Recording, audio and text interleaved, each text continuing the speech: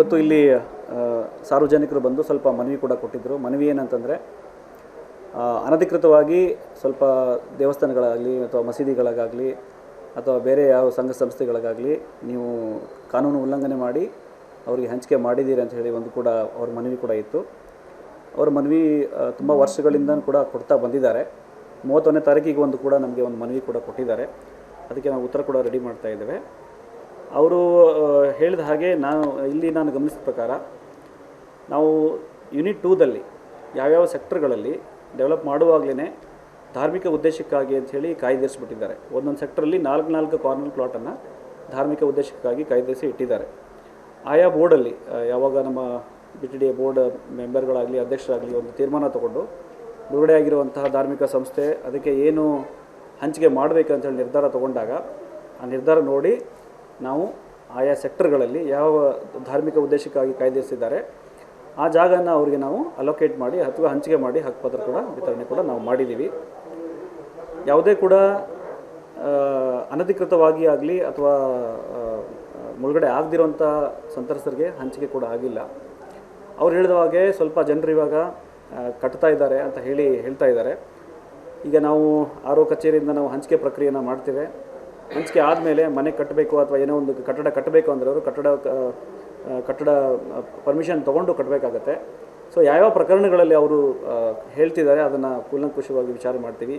ನಮ್ಮ ಇಂಜಿನಿಯರಿಂಗ್ ಸೆಕ್ಷನ್ಗೂ ಕೂಡ ನಾವು ಅದನ್ನು ಕಳಿಸ್ಬಿಟ್ಟು ಯಾರ್ಯಾರಿಗೆ ಪರ್ಮಿಷನ್ ಕೊಟ್ಟಿದ್ದಾರೆ, ಪರ್ಮಿಷನ್ ಕೊಡದೇ ಇರೋರು ಯಾರ್ಯಾರಿದ್ದಾರೆ, ಹಾಗೇನಾದರೂ ಕೊಡದೇ ಇದ್ದರೂ ಕೂಡ ಕಟ್ತಾ ಇದ್ದಾರೆ ಅದನ್ನು ವಿಚಾರ ಮಾಡಿ ನಾವು ಅದನ್ನು ನಮ್ಮ ಮುಖ್ಯ ಇಂಜಿನಿಯರ್ಗೆ ಆಗಲಿ ಗಮನಕ್ಕೆ ತೊಗೊಂಡು ಬಂದು ಅಂಥವನ್ನು ಮುಂದಿನ ಕ್ರಮಕ್ಕಾಗಿ ಅವ್ರಿಗೆ ನಾನು ಕೇಳ್ತೇನೆ. ಸೊ EE ಅವರಿದ್ದಾರೆ, ಬರ್ತಾರೆ ಇವಾಗ.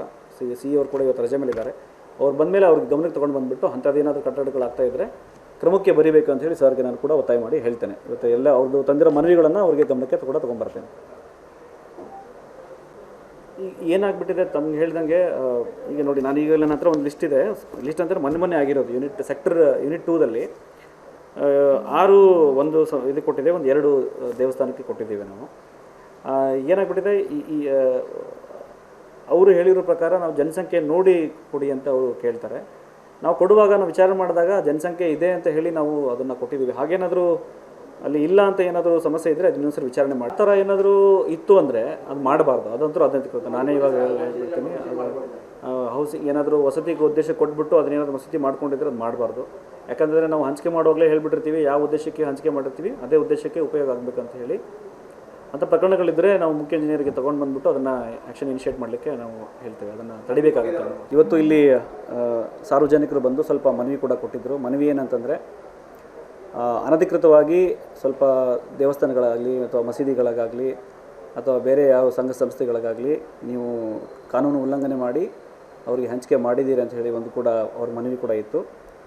ಅವ್ರ ಮನವಿ ತುಂಬ ವರ್ಷಗಳಿಂದ ಕೂಡ ಕೊಡ್ತಾ ಬಂದಿದ್ದಾರೆ. 31ನೇ ತಾರೀಕಿಗೆ ಒಂದು ಕೂಡ ನಮಗೆ ಒಂದು ಮನವಿ ಕೂಡ ಕೊಟ್ಟಿದ್ದಾರೆ. ಅದಕ್ಕೆ ನಾವು ಉತ್ತರ ಕೂಡ ರೆಡಿ ಮಾಡ್ತಾ ಇದ್ದೇವೆ. ಅವರು ಹೇಳಿದ ಹಾಗೆ ನಾನು ಗಮನಿಸಿದ ಪ್ರಕಾರ ನಾವು ಯೂನಿಟ್ 2ದಲ್ಲಿ ಯಾವ್ಯಾವ ಸೆಕ್ಟರ್ಗಳಲ್ಲಿ ಡೆವಲಪ್ ಮಾಡುವಾಗಲೇ ಧಾರ್ಮಿಕ ಉದ್ದೇಶಕ್ಕಾಗಿ ಅಂಥೇಳಿ ಕಾಯ್ದಿರಿಸಿಬಿಟ್ಟಿದ್ದಾರೆ. ಒಂದೊಂದು ಸೆಕ್ಟ್ರಲ್ಲಿ 4 ಕಾರ್ನರ್ ಪ್ಲಾಟನ್ನು ಧಾರ್ಮಿಕ ಉದ್ದೇಶಕ್ಕಾಗಿ ಕಾಯ್ದಿರಿಸಿ ಇಟ್ಟಿದ್ದಾರೆ. ಆಯಾ ಬೋರ್ಡಲ್ಲಿ ಯಾವಾಗ ನಮ್ಮ BTD ಬೋರ್ಡ್ ಮೆಂಬರ್ಗಳಾಗಲಿ ಅಧ್ಯಕ್ಷರಾಗಲಿ ಒಂದು ತೀರ್ಮಾನ ತಗೊಂಡು ಬಿಡುಗಡೆ ಆಗಿರುವಂತಹ ಧಾರ್ಮಿಕ ಸಂಸ್ಥೆ ಅದಕ್ಕೆ ಏನು ಹಂಚಿಕೆ ಮಾಡಬೇಕಂತೇಳಿ ನಿರ್ಧಾರ ತಗೊಂಡಾಗ ಆ ನಿರ್ಧಾರ ನೋಡಿ ನಾವು ಆಯಾ ಸೆಕ್ಟರ್ಗಳಲ್ಲಿ ಯಾವ ಧಾರ್ಮಿಕ ಉದ್ದೇಶಕ್ಕಾಗಿ ಕಾಯ್ದಿರಿಸಿದ್ದಾರೆ ಆ ಜಾಗನ ಅವರಿಗೆ ನಾವು ಅಲೋಕೇಟ್ ಮಾಡಿ ಅಥವಾ ಹಂಚಿಕೆ ಮಾಡಿ ಹಕ್ಕುಪತ್ರ ಕೂಡ ವಿತರಣೆ ಕೂಡ ನಾವು ಮಾಡಿದ್ದೀವಿ. ಯಾವುದೇ ಕೂಡ ಅನಧಿಕೃತವಾಗಿ ಆಗಲಿ ಅಥವಾ ಮುಳುಗಡೆ ಆಗದಿರುವಂಥ ಸಂತ್ರಸ್ತರಿಗೆ ಹಂಚಿಕೆ ಕೂಡ ಆಗಿಲ್ಲ. ಅವ್ರು ಹೇಳಿದ ಹಾಗೆ ಸ್ವಲ್ಪ ಜನರು ಇವಾಗ ಕಟ್ತಾ ಇದ್ದಾರೆ ಅಂತ ಹೇಳ್ತಾ ಇದ್ದಾರೆ. ಈಗ ನಾವು RO ಕಚೇರಿಯಿಂದ ನಾವು ಹಂಚಿಕೆ ಪ್ರಕ್ರಿಯೆನ ಮಾಡ್ತೇವೆ. ಹಂಚಿಕೆ ಆದಮೇಲೆ ಮನೆ ಕಟ್ಟಬೇಕು ಅಥವಾ ಏನೋ ಒಂದು ಕಟ್ಟಡ ಕಟ್ಟಬೇಕು ಅಂದರೆ ಅವರು ಕಟ್ಟಡ ಪರ್ಮಿಷನ್ ತೊಗೊಂಡು ಕಟ್ಟಬೇಕಾಗತ್ತೆ. ಸೊ ಯಾವ್ಯಾವ ಪ್ರಕರಣಗಳಲ್ಲಿ ಅವರು ಹೇಳ್ತಿದ್ದಾರೆ ಅದನ್ನು ಕೂಲಂಕುಷವಾಗಿ ವಿಚಾರ ಮಾಡ್ತೀವಿ. ನಮ್ಮ ಇಂಜಿನಿಯರಿಂಗ್ ಸೆಕ್ಷನ್ಗೂ ಕೂಡ ನಾವು ಅದನ್ನು ಕಳಿಸ್ಬಿಟ್ಟು ಯಾರ್ಯಾರಿಗೆ ಪರ್ಮಿಷನ್ ಕೊಟ್ಟಿದ್ದಾರೆ, ಪರ್ಮಿಷನ್ ಕೊಡದೇ ಇರೋರು ಯಾರ್ಯಾರಿದ್ದಾರೆ, ಹಾಗೇನಾದರೂ ಕೊಡದೇ ಇದ್ದರೂ ಕೂಡ ಕಟ್ತಾ ಇದ್ದಾರೆ ಅದನ್ನು ವಿಚಾರ ಮಾಡಿ ನಾವು ಅದನ್ನು ನಮ್ಮ ಮುಖ್ಯ ಇಂಜಿನಿಯರ್ಗೆ ಆಗಲಿ ಗಮನಕ್ಕೆ ತೊಗೊಂಡು ಬಂದು ಅಂಥವನ್ನು ಮುಂದಿನ ಕ್ರಮಕ್ಕಾಗಿ ಅವ್ರಿಗೆ ನಾನು ಕೇಳ್ತೇನೆ. ಸೊ EE ಅವರಿದ್ದಾರೆ, ಬರ್ತಾರೆ ಇವಾಗ. CE ಅವ್ರು ಕೂಡ ಇವತ್ತು ರಜೆ ಮೇಲಿದ್ದಾರೆ. ಅವ್ರು ಬಂದಮೇಲೆ ಅವ್ರಿಗೆ ಗಮನಕ್ಕೆ ತೊಗೊಂಡು ಬಂದುಬಿಟ್ಟು ಅಂಥದ್ದೇನಾದರೂ ಕಟ್ಟಡಗಳಾಗ್ತಾ ಇದ್ದರೆ ಕ್ರಮಕ್ಕೆ ಬರೀಬೇಕು ಅಂತ ಹೇಳಿ ಸರ್ಗೆ ನಾನು ಕೂಡ ಒತ್ತಾಯ ಮಾಡಿ ಹೇಳ್ತೇನೆ. ಇವತ್ತು ಎಲ್ಲ ಅವ್ರದ್ದು ತಂದಿರೋ ಮನವಿಗಳನ್ನು ಅವ್ರಿಗೆ ಗಮನಕ್ಕೆ ಕೂಡ ತೊಗೊಂಬರ್ತೇನೆ. ಈಗ ಏನಾಗ್ಬಿಟ್ಟಿದೆ ತಮ್ಗೆ ಹೇಳ್ದಂಗೆ, ಈಗ ನೋಡಿ ನಾನು ಈಗ ನನ್ನ ಹತ್ರ ಒಂದು ಲಿಸ್ಟ್ ಇದೆ. ಲಿಸ್ಟ್ ಅಂದರೆ ಮೊನ್ನೆ ಆಗಿರೋದು ಯೂನಿಟ್ 2ದಲ್ಲಿ 6 ಒಂದು ಇದು ಕೊಟ್ಟಿದ್ದೇವೆ, ಒಂದು 2 ದೇವಸ್ಥಾನಕ್ಕೆ ಕೊಟ್ಟಿದ್ದೀವಿ ನಾವು. ಏನಾಗ್ಬಿಟ್ಟಿದೆ, ಈ ಅವರು ಹೇಳಿರೋ ಪ್ರಕಾರ ನಾವು ಜನಸಂಖ್ಯೆ ನೋಡಿ ಕೊಡಿ ಅಂತ ಅವರು ಕೇಳ್ತಾರೆ. ನಾವು ಕೊಡುವಾಗ ನಾವು ವಿಚಾರ ಮಾಡಿದಾಗ ಜನಸಂಖ್ಯೆ ಇದೆ ಅಂತ ಹೇಳಿ ನಾವು ಅದನ್ನು ಕೊಟ್ಟಿದ್ದೀವಿ. ಹಾಗೇನಾದರೂ ಅಲ್ಲಿ ಇಲ್ಲ ಅಂತ ಏನಾದರೂ ಸಮಸ್ಯೆ ಇದ್ದರೆ ಅದನ್ನ ಸರಿ ವಿಚಾರಣೆ ಮಾಡ್ತಾರೆ. ಏನಾದರೂ ಇತ್ತು ಅಂದರೆ ಅದು ಮಾಡಬಾರ್ದು, ಅದಂತೂ ಅದಂತ ನಾನೇ ಇವಾಗ ಹೇಳ್ತೀನಿ. ಹೌಸಿಂಗ್ ಏನಾದರೂ ವಸತಿಗೆ ಉದ್ದೇಶ ಕೊಟ್ಬಿಟ್ಟು ಅದನ್ನೇನಾದರೂ ವಸತಿ ಮಾಡ್ಕೊಂಡಿದ್ರೆ ಅದು ಮಾಡಬಾರ್ದು. ಯಾಕಂದರೆ ನಾವು ಹಂಚಿಕೆ ಮಾಡುವಾಗಲೇ ಹೇಳ್ಬಿಟ್ಟಿರ್ತೀವಿ ಯಾವ ಉದ್ದೇಶಕ್ಕೆ ಹಂಚಿಕೆ ಮಾಡಿರ್ತೀವಿ ಅದೇ ಉದ್ದೇಶಕ್ಕೆ ಉಪಯೋಗ ಆಗಬೇಕಂತ ಹೇಳಿ. ಅಂಥ ಪ್ರಕರಣಗಳಿದ್ದರೆ ನಾವು ಮುಖ್ಯ ಇಂಜಿನಿಯರ್ಗೆ ತೊಗೊಂಡು ಬಂದುಬಿಟ್ಟು ಅದನ್ನು ಆ್ಯಕ್ಷನ್ ಇನಿಷಿಯೇಟ್ ಮಾಡಲಿಕ್ಕೆ ನಾವು ಹೇಳ್ತೇವೆ. ಅದನ್ನು ತಡಿಬೇಕಾಗುತ್ತೆ. ಇವತ್ತು ಇಲ್ಲಿ ಸಾರ್ವಜನಿಕರು ಬಂದು ಸ್ವಲ್ಪ ಮನವಿ ಕೂಡ ಕೊಟ್ಟಿದ್ದರು. ಮನವಿ ಏನಂತಂದರೆ, ಅನಧಿಕೃತವಾಗಿ ಸ್ವಲ್ಪ ದೇವಸ್ಥಾನಗಳಾಗಲಿ ಅಥವಾ ಮಸೀದಿಗಳಿಗಾಗಲಿ ಅಥವಾ ಬೇರೆ ಯಾವ ಸಂಘ ಸಂಸ್ಥೆಗಳಿಗಾಗಲಿ ನೀವು ಕಾನೂನು ಉಲ್ಲಂಘನೆ ಮಾಡಿ ಅವರಿಗೆ ಹಂಚಿಕೆ ಮಾಡಿದ್ದೀರಿ ಅಂತ ಹೇಳಿ ಒಂದು ಕೂಡ ಅವ್ರ ಮನವಿ ಕೂಡ ಇತ್ತು. ಅವ್ರ ಮನವಿ ತುಂಬ ವರ್ಷಗಳಿಂದ ಕೂಡ ಕೊಡ್ತಾ ಬಂದಿದ್ದಾರೆ. 31ನೇ ತಾರೀಕಿಗೆ ಒಂದು ಕೂಡ ನಮಗೆ ಒಂದು ಮನವಿ ಕೂಡ ಕೊಟ್ಟಿದ್ದಾರೆ. ಅದಕ್ಕೆ ನಾವು ಉತ್ತರ ಕೂಡ ರೆಡಿ ಮಾಡ್ತಾ ಇದ್ದೇವೆ. ಅವರು ಹೇಳಿದ ಹಾಗೆ ನಾನು ಗಮನಿಸಿದ ಪ್ರಕಾರ ನಾವು ಯೂನಿಟ್ 2ದಲ್ಲಿ ಯಾವ್ಯಾವ ಸೆಕ್ಟರ್ಗಳಲ್ಲಿ ಡೆವಲಪ್ ಮಾಡುವಾಗಲೇ ಧಾರ್ಮಿಕ ಉದ್ದೇಶಕ್ಕಾಗಿ ಅಂಥೇಳಿ ಕಾಯ್ದಿರಿಸಿಬಿಟ್ಟಿದ್ದಾರೆ. ಒಂದೊಂದು ಸೆಕ್ಟ್ರಲ್ಲಿ 4 ಕಾರ್ನರ್ ಪ್ಲಾಟನ್ನು ಧಾರ್ಮಿಕ ಉದ್ದೇಶಕ್ಕಾಗಿ ಕಾಯ್ದಿರಿಸಿ ಇಟ್ಟಿದ್ದಾರೆ. ಆಯಾ ಬೋರ್ಡಲ್ಲಿ ಯಾವಾಗ ನಮ್ಮ BTD ಬೋರ್ಡ್ ಮೆಂಬರ್ಗಳಾಗಲಿ ಅಧ್ಯಕ್ಷರಾಗಲಿ ಒಂದು ತೀರ್ಮಾನ ತಗೊಂಡು ಬಿಡುಗಡೆ ಆಗಿರುವಂತಹ ಧಾರ್ಮಿಕ ಸಂಸ್ಥೆ ಅದಕ್ಕೆ ಏನು ಹಂಚಿಕೆ ಮಾಡಬೇಕಂತೇಳಿ ನಿರ್ಧಾರ ತಗೊಂಡಾಗ ಆ ನಿರ್ಧಾರ ನೋಡಿ ನಾವು ಆಯಾ ಸೆಕ್ಟರ್ಗಳಲ್ಲಿ ಯಾವ ಧಾರ್ಮಿಕ ಉದ್ದೇಶಕ್ಕಾಗಿ ಕಾಯ್ದಿರಿಸಿದ್ದಾರೆ ಆ ಜಾಗನ ಅವರಿಗೆ ನಾವು ಅಲೋಕೇಟ್ ಮಾಡಿ ಅಥವಾ ಹಂಚಿಕೆ ಮಾಡಿ ಹಕ್ಕುಪತ್ರ ಕೂಡ ವಿತರಣೆ ಕೂಡ ನಾವು ಮಾಡಿದ್ದೀವಿ. ಯಾವುದೇ ಕೂಡ ಅನಧಿಕೃತವಾಗಿ ಆಗಲಿ ಅಥವಾ ಮುಳುಗಡೆ ಆಗದಿರುವಂಥ ಸಂತ್ರಸ್ತರಿಗೆ ಹಂಚಿಕೆ ಕೂಡ ಆಗಿಲ್ಲ. ಅವ್ರು ಹೇಳಿದ ಹಾಗೆ ಸ್ವಲ್ಪ ಜನರು ಇವಾಗ ಕಟ್ತಾ ಇದ್ದಾರೆ ಅಂತ ಹೇಳ್ತಾ ಇದ್ದಾರೆ.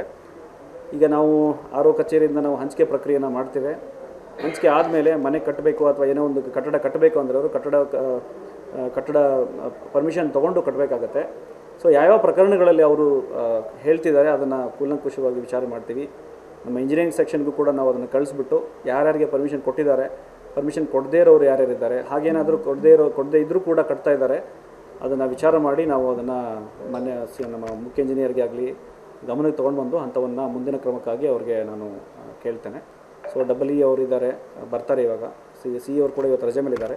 ಅವ್ರು ಬಂದಮೇಲೆ ಅವ್ರಿಗೆ ಗಮನಕ್ಕೆ ತೊಗೊಂಡು ಬಂದುಬಿಟ್ಟು ಅಂಥದ್ದೇನಾದರೂ ಕಟ್ಟಡಗಳಾಗ್ತಾ ಇದ್ದರೆ ಕ್ರಮಕ್ಕೆ ಬರೀಬೇಕು ಅಂತ ಹೇಳಿ ಸರ್ಗೆ ನಾನು ಕೂಡ ಒತ್ತಾಯ ಮಾಡಿ ಹೇಳ್ತೇನೆ. ಇವತ್ತು ಎಲ್ಲ ಅವ್ರದ್ದು ತಂದಿರೋ ಮನವಿಗಳನ್ನು ಅವ್ರಿಗೆ ಗಮನಕ್ಕೆ ಕೂಡ ತೊಗೊಂಬರ್ತೇನೆ. ಈಗ ಏನಾಗ್ಬಿಟ್ಟಿದೆ ತಮ್ಗೆ ಹೇಳ್ದಂಗೆ, ಈಗ ನೋಡಿ ನಾನು ಈಗ ನನ್ನ ಹತ್ರ ಒಂದು ಲಿಸ್ಟ್ ಇದೆ. ಲಿಸ್ಟ್ ಅಂದರೆ ಮೊನ್ನೆ ಆಗಿರೋದು ಯೂನಿಟ್ 2ದಲ್ಲಿ 6 ಒಂದು ಇದು ಕೊಟ್ಟಿದ್ದೇವೆ, ಒಂದು 2 ದೇವಸ್ಥಾನಕ್ಕೆ ಕೊಟ್ಟಿದ್ದೀವಿ ನಾವು. ಏನಾಗ್ಬಿಟ್ಟಿದೆ, ಈ ಅವರು ಹೇಳಿರೋ ಪ್ರಕಾರ ನಾವು ಜನಸಂಖ್ಯೆ ನೋಡಿ ಕೊಡಿ ಅಂತ ಅವರು ಕೇಳ್ತಾರೆ. ನಾವು ಕೊಡುವಾಗ ನಾವು ವಿಚಾರ ಮಾಡಿದಾಗ ಜನಸಂಖ್ಯೆ ಇದೆ ಅಂತ ಹೇಳಿ ನಾವು ಅದನ್ನು ಕೊಟ್ಟಿದ್ದೀವಿ. ಹಾಗೇನಾದರೂ ಅಲ್ಲಿ ಇಲ್ಲ ಅಂತ ಏನಾದರೂ ಸಮಸ್ಯೆ ಇದ್ದರೆ ಅದನ್ನ ಸರಿ ವಿಚಾರಣೆ ಮಾಡ್ತಾರೆ. ಏನಾದರೂ ಇತ್ತು ಅಂದರೆ ಅದು ಮಾಡಬಾರ್ದು, ಅದಂತೂ ಅದಂತ ನಾನೇ ಇವಾಗ ಹೇಳ್ತೀನಿ. ಹೌಸಿಂಗ್ ಏನಾದರೂ ವಸತಿಗೆ ಉದ್ದೇಶ ಕೊಟ್ಬಿಟ್ಟು ಅದನ್ನೇನಾದರೂ ವಸತಿ ಮಾಡ್ಕೊಂಡಿದ್ರೆ ಅದು ಮಾಡಬಾರ್ದು. ಯಾಕಂದರೆ ನಾವು ಹಂಚಿಕೆ ಮಾಡುವಾಗಲೇ ಹೇಳ್ಬಿಟ್ಟಿರ್ತೀವಿ ಯಾವ ಉದ್ದೇಶಕ್ಕೆ ಹಂಚಿಕೆ ಮಾಡಿರ್ತೀವಿ ಅದೇ ಉದ್ದೇಶಕ್ಕೆ ಉಪಯೋಗ ಆಗಬೇಕಂತ ಹೇಳಿ. ಅಂಥ ಪ್ರಕರಣಗಳಿದ್ದರೆ ನಾವು ಮುಖ್ಯ ಇಂಜಿನಿಯರ್ಗೆ ತೊಗೊಂಡು ಬಂದುಬಿಟ್ಟು ಅದನ್ನು ಆ್ಯಕ್ಷನ್ ಇನಿಷಿಯೇಟ್ ಮಾಡಲಿಕ್ಕೆ ನಾವು ಹೇಳ್ತೇವೆ. ಅದನ್ನು ತಡಿಬೇಕಾಗುತ್ತೆ.